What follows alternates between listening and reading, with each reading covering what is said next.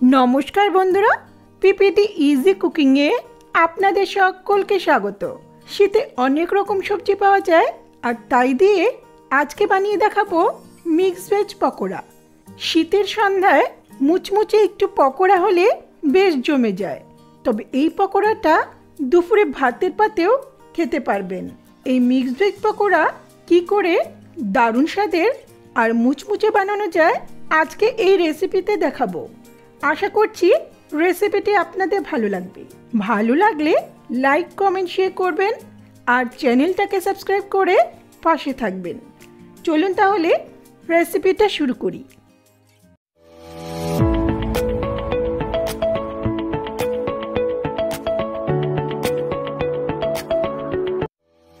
পকোড়াটা বানাবো মুসুর ডাল দিয়ে, তাই এখানে নিচ্ছি 1/4 কাপের মতো মুসুরির ডাল। একই সঙ্গে নিচ্ছি 4 to 5 টেবিল স্পুনের মতো চাল। এর পরিবর্তে 1/2 কাপ বেসন আর 3/4 টেবিল স্পুন চালের গুঁড়ো ব্যবহার করতে পারবেন। এটা ভালো করে ধুয়ে 30 থেকে 40 মিনিটের মতো ভিজিয়ে রাখবো।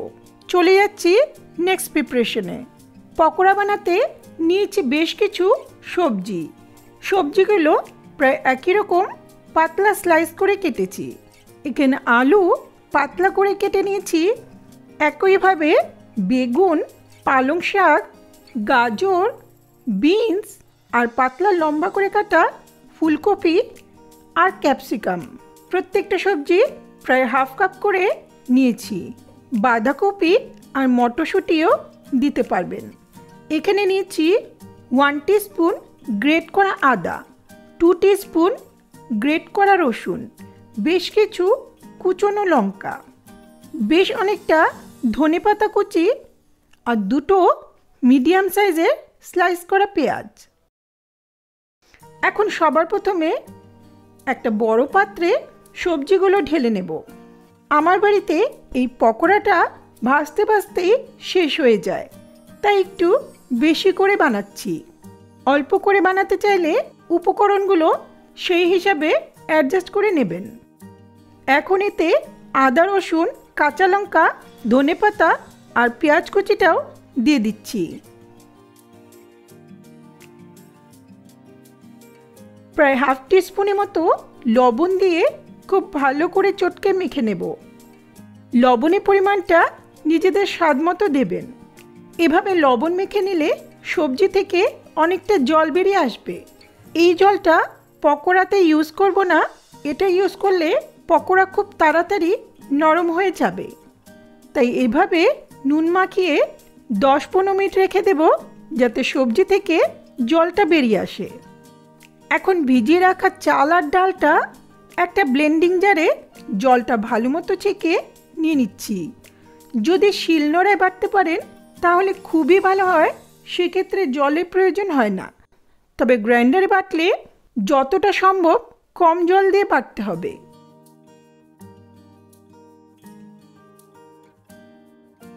দশ 15 মিনিট পর সবজি থেকে অনেকটা জল বেরিয়ে এসছে।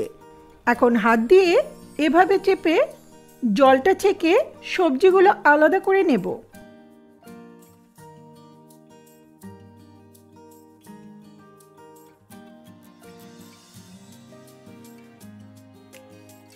দেখুন কতগুলো জল বেরিয়েছে।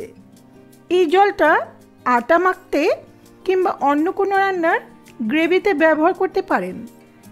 এখন এই সবজিগুলোকে আবারও বড় পাত্রে ঢেলে নিচ্ছি।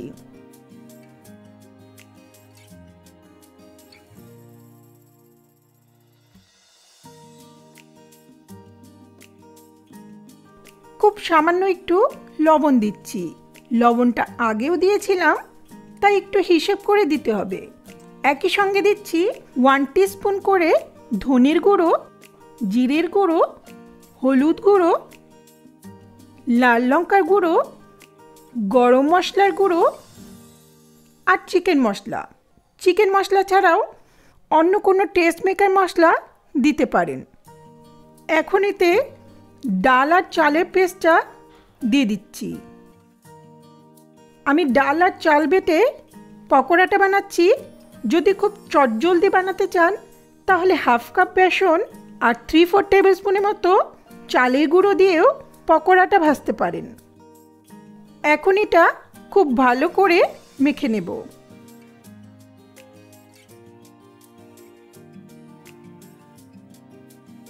চাল আর ডালের পরিমাণটা একেবারে পারফেক্ট হয়েছে। এর বেশি চাল ডাল ব্যবহার করা প্রয়োজন নেই। এখন চলে যাচ্ছি পকোড়াটা ফ্রাই করতে। যেহেতু অনেকটা পকোড়া ভাজবো, তাই গ্যাসে একটা বড় সাইজের কড়াই বসিয়েছি। এতে দিচ্ছি 600 থেকে 700 ml মতো সাদা তেল। চাইলে সর্ষের তেল দিয়েও পকোড়াটা ভাজা যায়।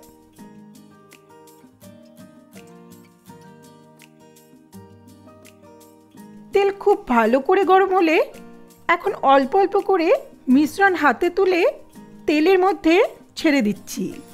কাটলেটের মতো গোল করার প্রয়োজন নেই। আনইকুয়াল শেপে হাতে যেমনই ওঠে সেভাবে দিতে হবে। এভাবে ভাজলে পকোড়াগুলো বেশ কুরকুরে হবে।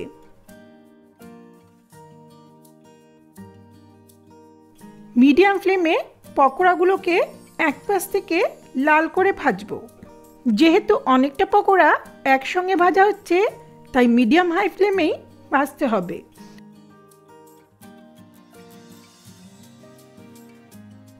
এক পাশটা ভাজা হয়েছে, এখন এগুলো উল্টে নিচ্ছি।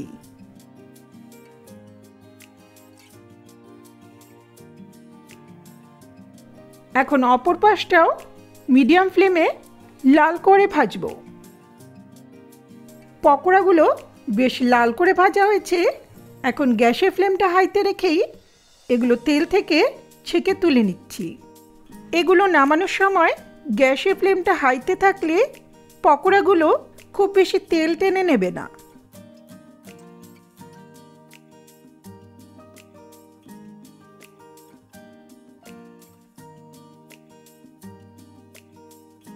এটা ভাজা হয়েছে, এখন বাকি পকোড়াগুলো ঠিক একইভাবে ভেজে নেব।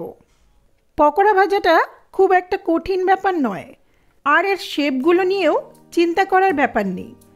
মিশ্রণটা ঠিক একই পরিমাণ করে নিয়ে শুধু গরম তেলে ছেড়ে দিলেই হবে। এরপর উল্টে পাল্টে দুপাশটা লাল করে ভেজে নিলেই তৈরি হয়ে গেল দারুণ স্বাদের মিক্স ভেজ পকোড়া। দেখুন, দেখেই বুঝতে পারছেন কতটা কুড়মুড়ে হয়েছে। এই মিক্স ভেজ পকোড়া ধনেপাতার চাটনি কিংবা আমার মতো শেজওয়ান সস বা টমেটো সস, এমনকি কোনো কিছু ছাড়াও খুবই ভালো লাগে। শীতে প্রচুর সবজি পাওয়া যায়, তাই একবার হলেও রেসিপিটি ট্রাই করে দেখুন। আশা করছি রেসিপিটি আপনাদের ভালো লাগবে।